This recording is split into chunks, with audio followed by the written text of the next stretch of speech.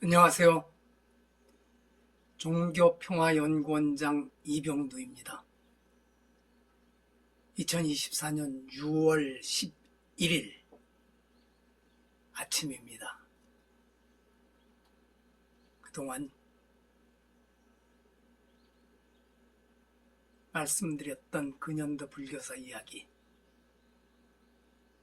오늘은 124번째 순서로 마지막입니다. 이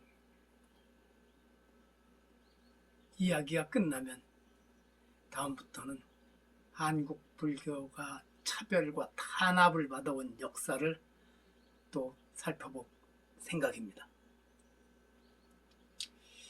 제가 2017년 1월부터 2019년 12월 말까지 3년 동안 사진 한 장을 통해 19세기 말 개화승 이동인부터 2015년 12월의 한상균 사태에 이르기까지 120여 년의 한국 불교 근현대사의 영욕, 영광과 오욕의 역사를 살펴보았습니다.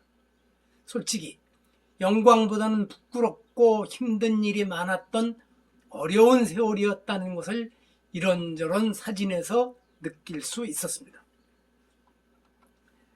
살아남기 위해서 일본왕의 만수무강을 기원하는 사찰의 주련 정도는 어쩔 수 없었던 일이라고 이해할 수 있겠지만, 이 땅을 일본의 식민지로 만든 제1의 원흉인 이토 히로부미를 기리는 절 방문사 개원법회에 숱한 스님과 고관 대작들이 모여들고 태평양 전쟁에서 승리하라 축원하며 조선 불교라는 이름의 전투기를 헌납하는 행위는 어떤 식으로도 용서 이해하기 어려웠습니다.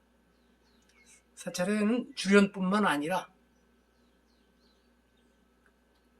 대웅전이나 극락전이나 하여튼 전각 안에 천황폐와 성수만세, 뭐라 그러죠? 이게 좀 단어가 생각합니다. 이렇게 새겨서 모셨었죠. 어쩌다가 아직도 그것이 있는 절들이 있습니다.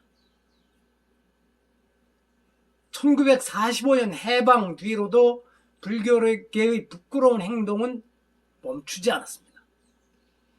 일본 종교계 소유 재산인 적산 처분, 군정장교 제도 도입과 방송사 설립 등 특혜를 천주교와 개신교에만 유리하게 해준 미군정과 이승만 정권에게 항의는 고사하고, 스님들이 앞장서서 이승만의 삼선 개헌을 지지하며 기도회를 열고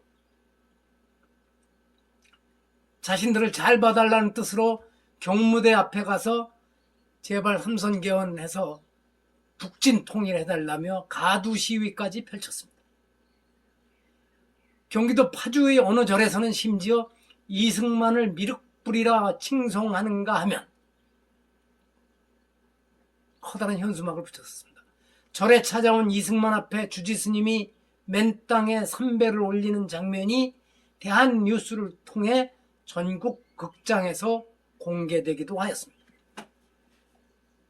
미국 부통령 닉슨과 함께 서울 정릉동의 경국사를 찾은 이승만은 모자를 벗지 않고 신발도 신은 채 거만하게 다리를 꼬우며 앉아있고, 그 앞에서 주지스님이 공손하게 인사를 드리는 사진도 있었습니다.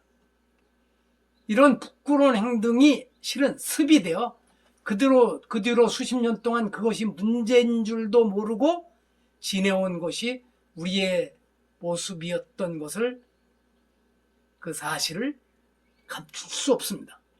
억지로 감추려고 할 필요도 없습니다. 이승만 정권이 기독교에만 일찌감치 허용해준 군종장교와 방송사 설립보다 20년 내지 30여 년이나 늦게 불교계에도 기회를 주었지만, 이 나라의 종교 판도는 이미 기울어진 운동장이 되어버린 뒤였습니다. 저는 가끔 이런 비유를 합니다. 100m 달리기를 하는데 심판인 이승만이 개신교와 천주교는 70m쯤 되는 지점에다가 출발할 수 있게 해주고, 불교계나 천도교 등은 0m 아니면 오히려 그보다도 뒤쪽에다가 출발점을 주었었다고 얘기를 합니다. 이런 상황에서도 한국 불교는 살아남았고 양적으로 성장 발전했습니다. 종단 고위 인사가 정부의 하급 관료 앞에서 쩔쩔매던 장면은 이제 호랑이 담배 피우던 시절의 옛날 이야기가 되었고, 조계종 총무원은 국무총리 등 국무위원이나 각 정당 대표들이 취임하면 맨 먼저 찾아와 인사를 하는 곳이 되기도 하였습니다. 여기까지 온 것만도 기적에 가깝지만 이 기적은 하늘에서 떨어진 공짜 선물이 아니었습니다. 3년 동안 이 연재를 이어오면서 숱한 사진을 찾아 들여다보고 선택해서 글을 썼지만 1970년대까지의 사진에서는 요즘처럼 출가와 재가 사이에 큰 담장이, 그 벽이 있었던 것을 느끼기 어려웠습니다. 서로 존중하고 존경하며 역할을 할 수 있도록 도와주었습니다. 청담, 운어, 성철, 숭산, 광덕, 법정 스님을 비롯한 출가 수행자들, 불자 사업가 덕산 이한상과 대원 장경호, 중원 장상문 부자, 그리고 황산덕, 이기영, 서경수, 박성배 등의 불교 지식인들이 각기 자신의 역할을 하면서 서로 도와주었습니다. 통계 수치로 드러난 불자 숫자의 감소, 일부 스님들의 일탈 행위와 사회 전반적인 탈종교화 현상, 극단적인 일부 타종교인의 공격 등도 극복해야 할 과제이지만 현재 한국 불교계의 가장 시급한 일은 출가와 재가 사이에 놓여있는 장벽을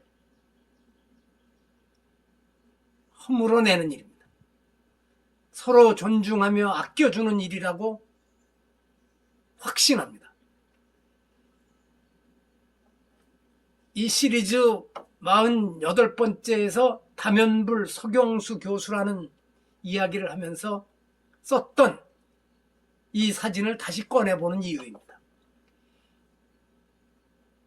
이 점에서는 제가의 반성도 절실합니다. 이기영, 서경수, 박성배 교수 등 당대의 네로라는 불교학자들이 스님들을 정중하게 모시면서도 해야 할 비판은 아끼지 않았고, 부처님 가르침을 알려주려고 언제 어디든 가리지 않고 찾아다녔습니다. 오늘 이 땅에 그런 불자 지식인들이 얼마나 있을까요? 덕산 이한상 같은 불자 기업인을 찾아볼 수 있을까요? 없다면 그 책임을 일부 스님들에게만 물을 수 있을까요? 혹시 일부 스님들에게 책임이 있다고 하더라도 그것으로서 모든 문제의 해결이 된다고 볼까요? 볼 수 있을까요? 저는 천만의 말씀이라고 생각합니다.